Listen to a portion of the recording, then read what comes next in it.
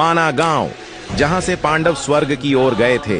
जी हाँ, वही माना गांव जहां भगवान श्री गणेश ने महाभारत लिखी थी और सिर्फ यहां से ही सरस्वती नदी के दर्शन भी किए जा सकते हैं। पहले इसे भारत के अंतिम गांव के नाम से जाना जाता था, पर अब इसे बदलकर भारत के पहले गांव के नाम से जाना जाता है। माना गांव चमोली डिस्ट्रिक्ट में आता है और बद्रीनाथ से इस गांव की दूरी सिर्फ 3 किलोमीटर की है। इस गांव में स्थित गणेश गुफा में ही भगवान श्री गणेश ने बैठकर वेद, पुराण और महाभारत लिखी थी। गणेश गुफा के बारे में कहा जाता है कि जब भगवान श्री गणेश जी वेद लिख रहे थे तो सरस्वती नदी अपने रौद्र रूप से बह रही थी, जिससे कि भगवान श्री गणेश को वेद लिखने में बहुत दिक्कत हो रही थी। तो उनके मना करने के बाद भी जब शोर कम नहीं हुआ तो गणेश भगवान ने सरस्वती नदी को श्राप दे दिया कि तुम इससे आगे किसी को भी नजर नहीं आओगी, और इसीलिए सरस्वती नदी सिर्फ माना गांव से ही देखी जा सकती है। इस गांव से थोड़ी ही दूरी में स्थित है